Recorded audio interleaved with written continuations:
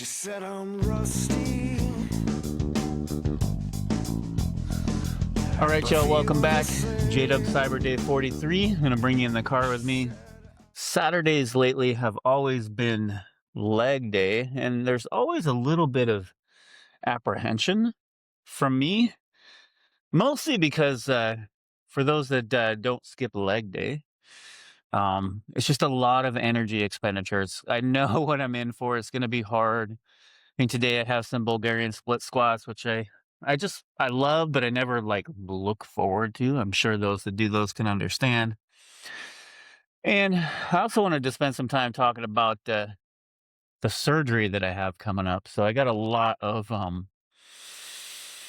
anxiety, fear, doubt, all of the normal stuff that would happen. And I want to tell you why it's not the surgery that I'm worried about. I'm pretty positive that it's going to be pretty easy. So, okay, what do I have going on? I have an umbilical hernia. I have a belly button hernia. It's not something that was caused by lifting or I did any like thing that I can think of. It's been there for a long time. I mean, I want to say like 10 years plus.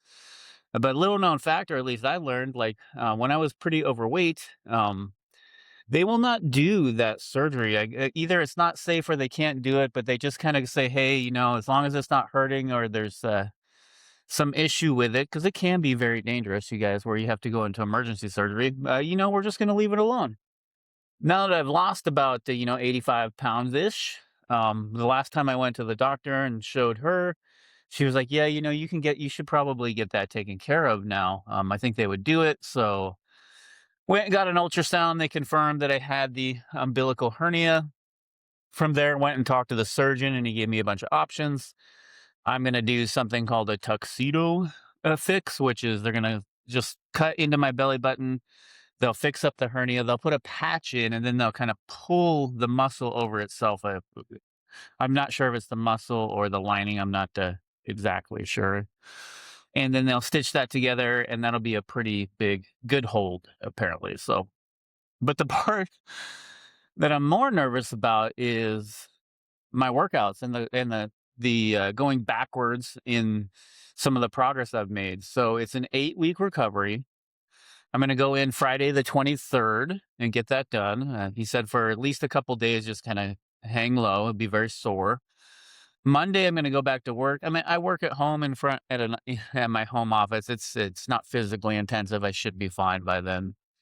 But for the first 2 weeks, I kind of am going to do nothing. So 2 weeks to me, not a problem.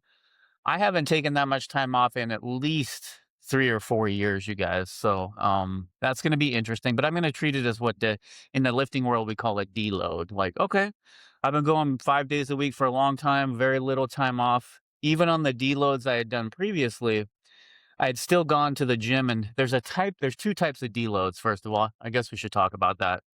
There's one where you just do nothing for a period of time, let's say 5 to 7 days. There's another approach that I've taken just to keep my mental health going, where I will go to the gym very lightweight. So I will lower the amount of sets that I do. I will lower the reps. I will lower the weight. And I'll just kind of go in there and keep the routine going. Like, hey, I'm going to go do upper. It's going to be a little shorter as I'm not going anywhere close. I'm not really stressing my muscle in the true sense of it, right? Just get the motions, continue, like try to keep a little bit of maintenance, but let's say it's like a tenth of what I would normally do, right? But to me, that works. It keeps me mentally engaged. But this is going to be like a 2 week just deload, like really no touching the weights. I think I can walk like 5 to 10 minutes at a time for those first couple weeks, kind of build that up depending on how I'm going. Then the next 6 weeks, I can lift no no heavier than 25 pounds, right? And nothing around my midsection that would engage my torso.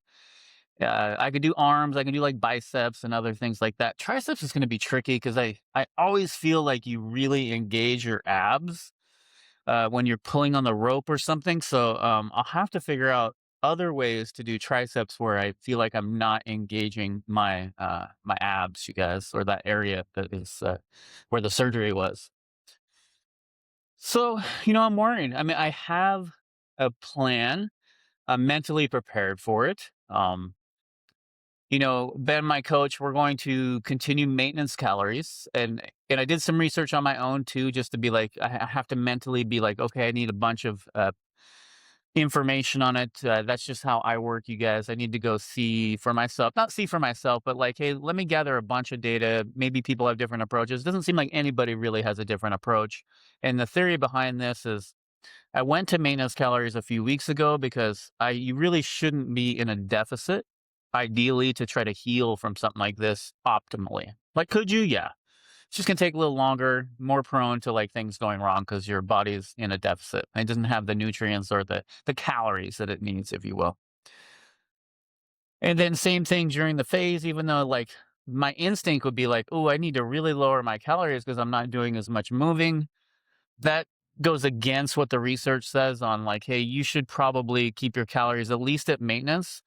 And your body healing is calorically intensive, energy intensive, right? So it needs that extra stuff to do the things it needs to do to heal that area for you.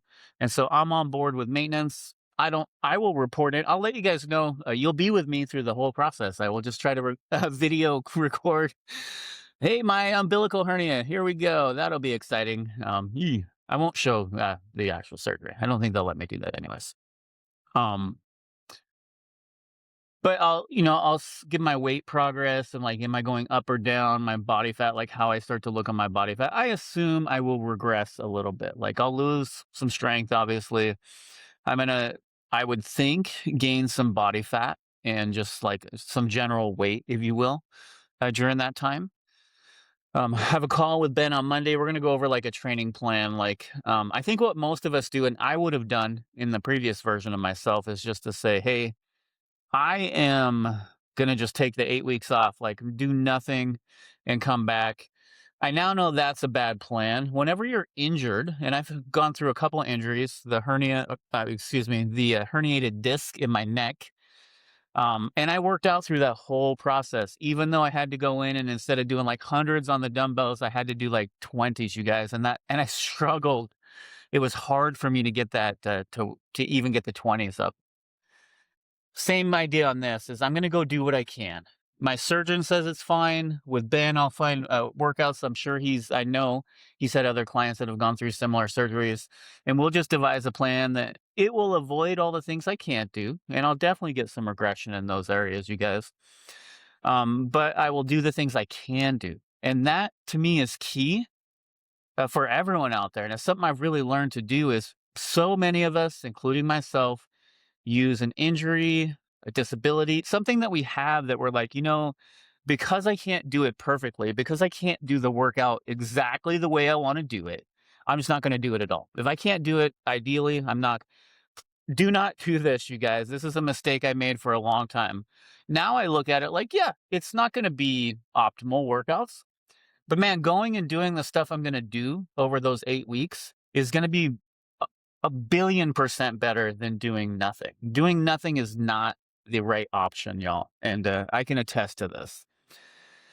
So, I'm gonna do what I can, and I'm gonna try to make that as good as it could be while attempting, I will check in, to not overdo it, right? And I don't believe that I will because I'm thinking ahead. I'm thinking of the plan that's needed and what I need to do to ensure that I have the best possibility of healing. So that comes back to my leg workout. One of the things I want to do right now in my mind is get as far ahead. I want to get as much possibility of healing and strength that I can before I go into that phase. So, parking again. I think I always pause at this period, right? And so the workouts have been even more important. Not that they're always very important to me, but I put more emphasis, I guess, mentally in my mind that, hey, there is no messing around on this one, right? So, um, because I'm going to go into a state where I'm not going to be able to work out for X amount of time. So here we go. It's going to be a really intense workout. I'm really looking forward to it. I have to figure out next week. I'll have to like condense my 5 days maybe back to back to back to back to back, which will be okay because I'll be exhausted by the end, but then I'll be ready on Friday to take that 8 week break. So there you go. This has been a big concern of mine. A little worried, but I feel like I'm prepared. I'm ready to go in, and that all the anxiety and kind of doubt I feel, um, I think is normal. So, all right, you guys, I'll see y'all tomorrow.